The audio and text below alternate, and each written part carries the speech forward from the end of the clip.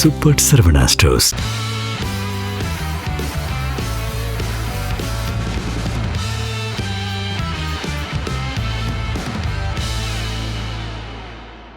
GeM TV நேயர்களுக்கு வணக்கம். நான் கசாலி. இன்னைக்கு நம்ம லோக்கல் அரசியல் எப்படின்னா, நம்ம இந்திய அரசியல், நம்ம தமிழ்நாட்டு அரசியல் நம்ம தொடர்ந்து பேசிட்டே இருக்கோம்.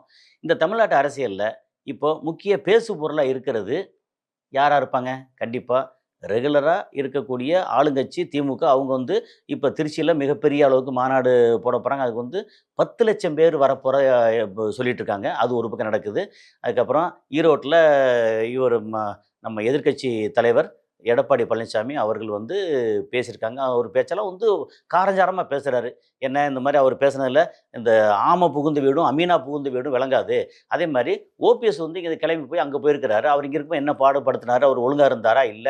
அவர் திமுக சேர்ந்திருக்காரு. அப்ப திமுக ஆம புகுந்த வீடு மாதிரி அப்படின்னு சொல்லி கிண்டல்லாம் பண்றாரு. அது அரசியல்ல ஒருத்தருக்கு ஒருத்தர் விமர்சனம் பண்றாங்க. முன்னாடி ரொம்ப ரொம்ப தரந்தாழ்ந்து விமர்சனம் பண்ணாங்க. இப்போ எனக்கு என்னோட அனுபவத்துல முன்ன விட இப்போ இந்த தரந்தாழ்ந்து விமர்சனம் பண்றது குறைஞ்சிருக்குன்னு தான் தோணுது. ஸோ அந்த வகையில அதுக்கு முக்கியமான காரணமா நான் என்ன பார்க்கறது அப்படின்னா, இப்போ இருக்கிற முதலமைச்சர் திரு ஸ்டாலின். அவர் அவர் புகழணும்னு அவசியம் இல்ல. ஏன்னா எப்படி நமக்கு ரூ. 200 குடுக்க போறதில்ல. நம்ம ஊபி இல்ல. நம்ம அவங்களையும் நெறைய விமர்சனம் பண்றோம்.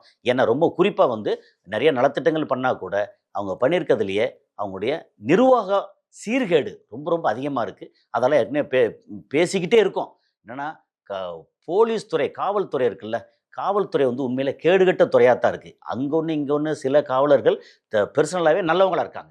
அவன் ஏதாவது ரோட்ல ஒருத்தர் மயங்கி விழுற மாரி இருந்துச்சா, எதா இருந்துச்சுன்னா உடனே ஓடி போய் காப்பாத்துறதுலேருந்து, தண்ணி குடுக்குறதுலேருந்து, அதுக்கப்புறம் பெரிய அளவுக்கு அந்த அளவுலாம் பார்த்தீங்கன்னா, மனிதாபிமானத்தில ஏன்னா இருக்க காவலர்கள் அவ்வளோ பேரும் மோசம் இல்ல. ஆனா பெரும்பான்மையான காவலர்கள் லஞ்சம் ஊழல்ல திளைச்சவங்களா இருக்காங்க. சிலர் எனக்கு லஞ்சமே வேண்டாம் அப்படின்னு நினைக்கிறவங்க கூட ஒரு டிரான்ஸ்ஃபரோ அல்லது ஒரு வேற ஏதாவது வேலை நடக்கணும் அப்படின்னா, இவங்க அந்த சம்மந்தப்பட்ட துறைக்கு இவங்களுக்கு எல்லாத்தையும் காசு குடுத்து அவங்க போறதுனால, உதாரணத்துக்கு ரூ. 10,00,000 குடுத்து ஒரு இடத்துல ஒரு ட்ரான்ஸ்ஃபர் பண்றாங்க அப்படின்னா, அங்க போனதுக்கப்புறம் என்ன செய்வாங்க? அந்த 10,00,000 எப்படி சம்பாதிக்கிறது? நேர்மையா அங்க கிடைக்கக்கூடிய சம்பளம் மட்டும் பத்தாது அப்படின்னு சொல்லி லஞ்சம் வாங்குறது, லெஃப்ட் ரைட்டுன்னு லஞ்சம் வாங்குறது. இன்னைக்கு லேசா அப்படி தேனை தொட்டு நக்கி பார்க்குறவன் அடுத்து தேனை அள்ளி சாப்பிடுவான்னு தான் சொல்லுவாங்க. அப்புறம் எப்படி பார்த்தாலும் அந்த கிரீமை சும்மா விட மாட்டாங்க. அது மாதிரி ஆரம்பத்தில லஞ்சம் வாங்கும்போது கை கொஞ்சம் கூசும். அடடா! இப்படி பண்றோமேன்னு. அதுக்கப்புறம் இப்போ வசதியானவன்ட்ட வாங்குறோமா, நல்லவன்ட்ட வாங்குறோமா, கிரிமினல்ட்ட வாங்குறோமா, அல்லது ஏழைபாளையட்ட வாங்குறோமா, அப்பாவிகள்ட்ட வாங்குறோமா, நாளைக்கு நாளைக்கு ஒருவேளை சாப்பாடு இல்ல அப்படின்னு கஷ்டப்பட போறவன்ட்ட வாங்குறோமா, வறுமையில உழல்ற ஒரு சகோதரன்ட்ட, சகோதரிட்ட வாங்குறோமா அப்படின்னு இல்லாம, காசு அவங்க கண்ணு முன்னாடி தெரிஞ்ச காசு. ஏன்னா லஞ்சம் வாங்கி பழகுனவங்களுக்கு, அவங்களுக்கு யார பத்தியும் கவலை இல்ல. அதே மாரி இன்னொன்னு சொல்லுவாங்க, வட்டிக்கு விட்டு பிழைக்கிறாங்க இல்லையா? அதுல வட்டி காசு நீங்க குடுக்குறது வட்டி யாரு வாங்குவா? தொழில் பண்றவங்க, ஏழைப்பாளைகள் வாங்குவாங்கல்ல. அத பத்தி கவலையே படாம, கருணையே இல்லாம, கவலையே படாம, நீ எக்கேடு கெட்டு போ எப்படி போ.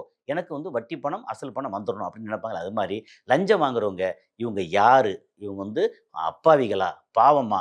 இவங்கட்ட லஞ்சம் வாங்குனா, இந்த இந்த லஞ்ச காசு நமக்கு செரிக்குமா? நம்ம தலைமுறை விளங்குமா? அப்படின்னு எல்லாம் பார்க்காம, லஞ்சம்னு வாங்கி பழகிட்டா, கன்னா பின்னான்னு வாங்குறது. அத கட்டுப்படுத்த ஏன்னா வாங்குறாங்க, சரி அவங்க பழகுறாங்க. ஆனா அரசுன்னு ஒன்று இருக்குல்ல, அரசு கட்டுப்படுத்தணும். ஏன்னா அரசு லஞ்சம் வாங்குறது சாதாரண வாங்கும். காரணம், இப்போ தேர்தல் வருது அப்படின்னா, ஒரு தொகுதிக்கும் கிட்டத்தட்ட 30லிருந்து 40 கோடி ரூபாய் ஒரு கட்சி செலவு பண்ணுது. வெற்றி அடையக்கூடிய கட்சி. அப்புறம் எதிர்க்கட்சியா வரக்கூடியவங்க குறைஞ்சபட்சம் 15லேருந்து 20 கோடி ரூபாய் செலவு பண்ணி ஆகணும். சாதாரணமா போட்டி போடணும்னு நினைக்கிறவங்க கூட ஒரு 1 கோடியிலிருந்து 3 கோடி ரூபாய் சாதாரணமா ஒண்ணுமே இல்லாததுக்கு செலவு பண்ணணும். இல்ல ஓரளவு பரவால்ல, அடுத்த லெவல் இருக்கோம். நம்ம 3வது இடத்துல இருக்கோம் அப்படின்னா கூட அவங்க 5 கோடி ரூபாய், 6 கோடி ரூபாய் செலவு பண்ண வேண்டியிருக்கும். இப்படி செலவு பண்றதுக்கு காசு வேணும்ல. அந்த காசு மாசம் மாசம் நேர்மையா சம்பாதிச்சு வரவே முடியாது. அங்க கிடைக்கிற கமிஷன் இதெல்லாம் சேர்த்தா வரும். ஆனா கமிஷன் வாங்குற அரசு தன்னுடைய அ இந்த இந்த மக்கள்ட்ட நேரடியா தொடர்பு இருக்கக்கூடிய அரசு அதிகாரிகளோ, காவல்துறை அதிகாரிகளையோ, காவல்துறை போலீஸ்காரர் யாரையுமே கட்டுப்படுத்த திராணியற்ற ஒரு அரசா இருக்கிறது இந்த திமுக அரசு. அது மேல பயங்கர குறைபாடு இருக்கு. மக்களுக்கு எங்க பார்த்தாலும் என்ன இவ்வளோ கேவலமா இருக்காங்க அப்படின்னு தோணுது. அதே நேரத்தில அவர் கல்விக்கு கொடுக்கக்கூடிய முக்கியத்துவம் அது உலக அளவுல பாராட்டப்பட வேண்டியது. இன்னைக்கு இல்லைனாலும் நாளைக்கு இந்த சமூகம் ஓகே மொத்தத்துக்கு தமிழ்நாடு, தமிழ் சமூகம் உலக அளவுல பேசப்படும். அந்த அளவுக்கு வந்து பெரிய அளவுக்கு வந்துட்டு இருக்கு. அது ஒரு பக்கம் ஸ்போர்ட்ஸா இருக்கட்டும். அவரு உதயநிதி ஸ்டாலின் துணை முதல்வர் உதயநிதி ஸ்டாலின் அவர் ஸ்போர்ட்ஸ் மினிஸ்டரா இருக்கும்போது இருக்கிறாரு. அவர் வந்து நிறைய விஷயங்கள் நமக்கு சொல்லவே வேண்டியதில்ல. அவ்வளோ பண்ணிட்டு இருக்காரு. அது வந்து பாராட்டக்கூடியது. சரி இந்த இந்த இந்த இந்த இடத்துல வந்து துணை முதல்வரா வேற யாரும் இல்லையா? அப்படின்னு அந்த கேள்விக்கு நம்ம பதிலே இல்ல. அவங்களுக்கு என்ன தேவையோ அத வந்து போடுறாங்க. அப்புறம் அவங்க வந்து நேரடியா வந்து அ ம நிர்மலா சீதாராமன் மாரியோ, அல்லது ஜெய்சங்கர் மாரியோ பின்வழியில வந்து சேரல. இவர் வந்து போயி, நின்னு வீடு வீடா போயி பிரச்சாரம் பண்ணி, மக்கள் வந்து அவங்க மேல நம்பிக்கை வச்சு ஓட்டு போட்டு எம்.எல்.ஏ.வாகி தேர்ந்தெடுக்கப்பட்டதுக்கு அப்புறம் தான் இதெல்லாம் குடுத்துருக்காங்க. அது வேற யாரும் இல்லையான்னு கேட்டா அந்த கேள்விக்கு பதில் இல்ல. ஆனா அதே நேரத்தில அவர் ஒரு துறை குடுத்தா நல்லா பண்றாருன்னா, உண்மையிலே சிறப்பா பண்றாரு. அந்த விதத்தில உதயநிதி ஸ்டாலின் வந்து பாராட்டுதற்குரிய. ஏன் இவ்வளோ தூரம் இந்த சொல்றேன் அப்டின்னா, இந்த உதயநிதி ஸ்டாலின் அப்படியே நீங்க வந்து விஜய் அப்படி இப்போ அந்த அந்த ரூட்டுக்கு போகும். ஏன்னா பண்ற அதே மாரி முதலமைச்சர் வந்து அவரும் குளத்தூர்ல போய் எல்லா நலத்திட்டங்களையும் சொல்லி, சொல்லி எல்லாம் சொல்லி மக்கள் வந்து இவர் மேல் நம்பி ஓட்டு போட்டு எம்.எல்.ஏ.வாகி அப்புறம் எம்.எல்.ஏக்கள சேர்ந்து இவர தேர்ந்தெடுத்து முதலமைச்சர் ஆயிருக்காங்களா? Right okay. அப்புறம் நெறைய விஷயங்கள் கல்விக்காக அவர் பண்ற விஷயங்கள் உண்மையிலேயே பெரிய அளவுக்கு மனம் திறந்து பாராட்டப்படக்கூடிய செயல்கள். ஆமா. இந்த நிர்வாகத்த மட்டும் இன்னும் கொஞ்சம் அதாவது ஏழை, அடித்தட்டு மக்கள், சாதாரண மக்கள், அ கையாலாகாத அப்பாவிகள், இந்த மக்களுக்கு ஓரளவாவது இந்த அரச தன்னுடைய அதிகாரிகளையும், காவல்துறையை சேர்ந்தவங்களையும் கொஞ்சம் பார்த்து, அ இவ்வளோ மோசமா நடக்காம, அலட்சியப்படுத்தாம நல்ல விதமா பண்ணிட்டாங்கன்னா, இந்த அரசு பெஸ்ட்டு அரசா இருக்கும். அப்படிங்கிறதுல எந்த விதமான மாற்று கருத்து இல்ல. சரி, இதே நேரத்தில இப்ப பேசுபொருள் அதிகமா இருக்கிறது யாரு? நம்ம விஜய். தாவேகா தலைவர் விஜய். ஓகே. அ அவரு நிறைய விஷயங்கள்ல பலவிதமான விஷயங்கள்ல பேசுபொருளா இருக்காரு. இத பத்தி ஏற்கனவே போன முறையும் பேசியிருக்கோம். நானும் அவரு நம்ம தோழர் நண்பர் சுஃபியான் அவர்களும் சேர்ந்து கலந்துரையாடல் பண்ணும்போது, அ ம விஜய் அவர்கள் த்ரிஷாவோட கல்யாணத்துக்கு ஏஜிஎஸோட கல்யாணத்துக்கு போனத பத்தியும் விமர்சனம் வந்துச்சு. அது வந்து மீம்ஸ் நெறையா வந்துச்சு. அத பத்தியும் டிஸ்கஸ் பண்ணியிருக்கோம். நம்ம வந்து தனி மனித துதிபாடலோ, தனி மனித வெறுப்பு பரப்புறதோ நமக்கு வேலை இல்ல. ஆனா அதே நேரத்தில ஒரு கட்சி அப்படின்னு ஆரம்பிச்ச ஒரு தலைவர். அந்த விதத்தில ஒரு நடிகரா இருக்கிறவரு திடீர்னு வந்து கட்சி ஆரம்பிச்சு, அந்த உச்சம் சொல்றார் இல்லையா? அது உண்மையிலே உச்சம் தான். அத விட்டு கட்சி ஆரம்பிச்சு தைரியமா வர்றது ஒரு உண்மையிலே பெரிய அளவுக்கு பாராட்டப்படக்கூடியது. ஸோ, அப்படி ஆரம்பிச்சு வர்றவரு, அடுத்தடுத்து அவர் நடந்துக்கிற விதம் இருக்கு இல்லையா? அந்த விதம் வந்து ஏகப்பட்ட அளவுக்கு விமர்சனத்துக்கு உள்ளாயிருச்சு. ஆனா விமர்சனம் வருதே, இப்பவாவது நம்ம அடுத்த கட்டத்துக்கு அ எப்படி நம்ம கட்டமைப்போட போறது? நாங்க வந்து என்ன சொல்றாரு, அவருக்கு ஆசை அத கரெக்ட்டா நரேட்டிவ் செட் பண்றாரு.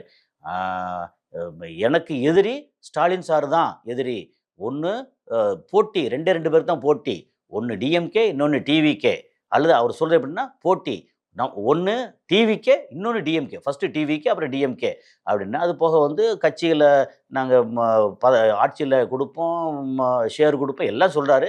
ஆனா, அவர் கட்சிய நம்பி சேர்றதுக்கு சின்ன சின்ன லெட்டர் பேட் கட்சி கூட தயாரா இல்ல அப்படிங்கிறது அவருக்கான சோகம். சரி, இந்த சோகம் முடிஞ்சுச்சா? இப்போ அவர் கட்சி தனியா தான் போட்டி போட்டாகணும். தனியா போட்டி போடும்போது, அவருக்கான வலிமை வந்து குறையுது. என்ன காரணம்னா, கீழ் லெவல்ல வரைக்கும் பூத் ஏஜென்ட்ன்னு சொல்லுவாங்க. தமிழ்நாட்ல திங்க் ஒரு 70,000 பூத் தமிழ்நாட்ல. அவ்வளோ இடத்துல ஒரு பூத்ல வந்து 2 பேர், 3 பேர், 4 பேர்ன்னு கணக்கு வச்சாச்சுன்னா, அவங்க வந்து மாச கணக்கா ஆ ஒரு 2, 2,50,000 பேர் ஒரு கட்சியில வேலை பார்க்கணும். அவங்க வந்து வெறுமனே ஓசிக்கு வேலை பார்க்க மாட்டாய்ங்க. அப்போ அவங்களுக்கு வந்து சம்பளம் வந்து மாசம்பளம் இல்ல. டெய்லி வந்து காசு குடுத்தாகணும். அவங்களுக்கு சாப்பாடு குடுத்தாகணும். மக்கள போய் பார்க்கறதுக்கு, போறதுக்கு டிரான்ஸ்போர்ட் அது, ஃபோனு இந்த செலவு அப்படின்னு அது ஒரு பெரிய செலவு இருக்கு. ஒரு பூத்துக்கு அ 3 பேரு அல்ல 2 பேரு கணக்கு வச்சாச்சுன்னா, ரூ. 2000லேருந்து ரூ. 3000 ஒரு நாளைக்கு செலவாகும். அது போக நோட்டீஸ் குடுக்க, இது குடுக்க, அது செய்ய, இங்க பேச, அங்க பேச அது தனி செலவு. இது இல்லாம வெறுமனே ஒரு நாளைக்கு ஒரு பூத்துக்கு ரூ. 3000 செலவாகுது அப்படின்னா, 70,000 பூத்து. 70,000 இன்டூ ரூ. 3000 அப்படின்னு கணக்கு போட்டு பாருங்க. அது வந்து ஒரு நாளைக்கு நீங்க 1 மாசத்துக்கு 1 1/2 மாசத்துக்கு கணக்கு போட்டு பார்த்தா எத்தன கோடி இவ்வளோ தேவைப்படுது. ஸோ, இது வந்து பூத் ஏஜென்ட் இதெல்லாம் வந்து பெருசா வந்து அங்க செட்டப் பண்ண மாரி தெரியல. நான் விசாரிச்ச வரைக்கும் பெருசா செட்டப் பண்ணல. அவர் முதல்ல வந்து பெருசா மக்கள சந்திக்கவோ, அல்லது தொண்டர்கள சந்திக்கவோ வரலையே. சந்திப்புன்ற பேர்ல வந்து நேரா வர்றாரு, பஸ்ல மேல ஏறி நிக்கிறாரு. அப்படியே வந்து பேசிட்டு ஒரு அதிகபட்சம் 1/2 மணி நேரம் பேசிட்டு அப்படியே கிளம்புறாரு. அப்புறம் நீங்க இந்த பேச்ச பூரா வந்து மொத்தத்துக்கு அவர் இதுவரைக்கும் எத்தனை விக்கிரவாண்டி கூட்டமா இருக்கட்டும், மதுரை கூட்டமா இருக்கட்டும், திருச்சியா இருக்கட்டும், அல்லது இங்க இதுவா இருக்கட்டும், ம நாகப்பட்டினமா இருக்கட்டும், அ இது இதில வந்து சேலம், தஞ்சாவூர், வேலூர், ஈரோடு இப்படின்னு ஒரு 7, 8 இடங்கள், கரூர் 10 இடங்கள். கரூர் வந்து சலசலப்பு வந்தனால பெருசா பேச முடியாம போச்சு. இது எல்லாத்தையும் மொத்தத்துக்கு அவர் என்ன பேசியிருக்காருன்னு அடுத்தடுத்து ஃபுல்லா போட்டு பார்த்தோம்னா, பெரிய வித்தியாசம் இல்ல. என்ன ஈரோட்டுக்கு போனா, ஈரோட்ல மஞ்சள பத்தி கொஞ்சம் பேசுறார். 2 வார்த்தை, 3 வார்த்தைய தவிர, மத்த எல்லாமே போட்டி திமுக, தாவேகா. அதுக்கப்புறம் எனக்கு முதல்ல வந்து ஸ்டாலின் அங்கிள் அப்படின்னவரு, அப்புறம் ஸ்டாலின் சார் அப்படின்றாரு. இந்த வித்தியாசத்த தவிர, மத்த பேசுனது பூரா ஒரே மாதிரி மோனோட்டோனஸா இருக்கு. வேற பேசுறதுக்கு புதுசா ஒரு விஷயமும் இல்ல. ஆனா, நான் என்ன பண்ண போறேன், ஏது செய்வேன் அப்படின்னு சொல்லி முதல்ல பேசும்போது இந்த மாரி ரூ. 1000 அ மகளிருக்கு குடுக்குறத கேவலமா பேசினவரு, இப்ப என்னடான்னா ரூ. 2500 குடுப்பேன்றாரு. அப்ப அன்னைக்கு பேசுனது என்ன வாய், அது வேற வாய், இது நார வாய் அப்படின்னு சொல்ற அளவுக்கு ஆயிப்போச்சா? அப்புறம் அவர் சொன்ன அந்த விஷயங்கள் எல்லாமே அதிமுக கூட செஞ்சுட்டு இருந்தது, திமுக செஞ்சுக்கிட்டு இருக்குது. அதுபோக சந்திரபாபு நாயுடு வந்து அனௌன்ஸ் பண்ணி அவரு செய்றது. இது எல்லாத்தையும் சேர்த்து மொத்தமா கலக்கி ஜூஸ் போட்டு அவரு தன்னோடதுன்னு சொல்றாரே ஒழிய, அவருக்கு புதுசா திட்டங்கள் எதுவுமே இல்ல. அவருக்கு தெரியல. அவருக்கு எழுதிக் குடுக்குறவங்க கரெக்ட்டா இல்ல. அல்லது ஒரு மிகப்பெரிய இதா இல்ல. அப்போ தனக்கு என்னென்னலாம் குறை இருக்கு அப்படின்னு பார்த்து அத நிவர்த்தி பண்ணணும். அதுக்கு வந்து சீனியர் அரசியல்வாதி அவர் செங்கோட்டையன் வந்து போய் சேர்ந்திருக்கிறாரு. அவரெல்லாம் ரொம்ப பயன்படுத்தணும். அவரு போகும்போது அந்த ஈரோடு டைம்ல இருந்தோட சரி. அதுக்கப்புறம் அவர பத்தின பேச்சே இல்ல. அங்க அவரு போனாங்கன்னா, அ மத்த அந்த தொண்டர்கள் என்ன செய்வாங்க, "ஏய் மாமே, என்ன மாமே" அப்படின்னு கூப்பிடுற அளவுக்கு இருக்காங்க அப்படின்னு மீம்ஸ் வருது. ஸோ இந்த மாரி இருக்கா, இதெல்லாம் கடைசியா ஒரு முடிவா என்னன்னா, இப்ப வரைக்கும் இதெல்லாம் வந்து அவருக்கான மைனஸு பிளஸ் சோகங்கள். எதுவுமே உருப்படியா நடக்க மாட்டேங்குது அப்படின்னு சோகங்கள். ஏன்னா, அவருக்கு திடீர்னு அவரோட மனைவி நோட்டீஸ் விட்டதா இருக்கட்டும், மகன், மனைவி 2 பேரும் வந்து இனி பத்திரிக்கையாளர சந்திக்க போறாங்கன்னு சொல்றதா இருக்கட்டும், அதெல்லாம் அவருக்கான பின்னடைவு, சோகம். இதெல்லாம் தாண்டி அவரு கடைசி படம் நான் நடிச்சிருக்கேன் இப்படியா அப்படின்னு சொல்லி பயங்கரமா பேசிட்டு இருந்த ஜனநாயகன் படம் இன்னைக்கு 9ஆம் தேதி சென்சார் போர்டு அதிகாரிகள் இன்னைக்கு படத்த வந்து பார்க்க போறதா சொல்லியிருந்தாங்க. ஷெட்யூல் குடுத்துருந்தாங்க.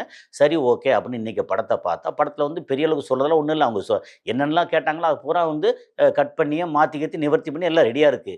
ஸோ இன்னைக்கு பார்த்தாங்கன்னா, ஒருவேளை 11, 12ஆம் தேதி வந்து சர்டிஃபிகேட் குடுக்கலாம். அதிகபட்சம் போனா சர்டிஃபிகேட் என்னன்னு சொல்லிட்டு 16ஆம் தேதிக்குள்ள சர்டிஃபிகேட் குடுத்தா, மார்ச் 19ஆம் தேதி இந்த படம் ரிலீஸ் ஆகும் அப்படின்னு கேவிஎன் சைட்லேருந்து எல்லாரும் எதிர்பார்த்திருந்த நேரத்தில, இப்போ இந்த பேசுறதுக்கு நம்ம இந்த இந்த இத பேசுறதுக்கு ஒரு 5 நிமிஷத்துக்கு முன்னாடி மெசேஜ் வருது. இன்னைக்கு சென்சார் போர்டு அதிகாரிகள் பார்க்க தயாரா இல்ல. அத போஸ்ட்போன் பண்ணிட்டாங்க. ஸோ ஒரு ஜனநாயகன் இப்படி திண்டாடிட்டு இருக்கு. இந்த பக்கம் அந்த ஃபுட்பால்ல ஃபீல்டுல வந்து கால்ல உதைபடக்கூடிய ஃபுட்பால் மாதிரி இந்த ஜனநாயகன் படம் வந்து அங்க இங்க வந்து அந்தல சந்தல ஆகிக்கிட்டு இருக்கு. ஆனா, அத பத்தி இதுவரைக்கும் அத்தன பேரும் பேசிட்டாங்க, விஜய் தவிர. ஸோ இது வந்து என்ன நடக்க போகுதுல, அவருக்கு எல்லா விதத்திலயுமே பின்னடைவா இருக்கு. ஆனா, அதே நேரத்தில அவரு திறமைசாலியா அப்படின்னா உண்மையிலே திறமைசாலி, பயங்கர தீர்க்கமான ஆளு. நம்ம ஏற்கனவே வந்து அவரோட ஆரம்ப கட்டத்திலேருந்து அவர் வளர்ச்சி வந்து எப்படியும் பார்த்துக்கிட்டு இருக்கோம். பயங்கரமா பிளான் பண்ணான்னா கரெக்ட்டா அது மாரி ஒ ஒரு வாட்டி நான் முடிவு பண்ணிட்டா அத நானே வந்து மாத்த மாட்டேன்னு சொல்ற மாதிரி, அவரு பயங்கரமான ஒரு தீர்க்கமான ஆள். அடுத்து என்ன செய்ய போறார்ன்றத பார்ப்போம். அடுத்தடுத்த ம நிகழ்ச்சியில நம்ம சந்திப்போம். நன்றி.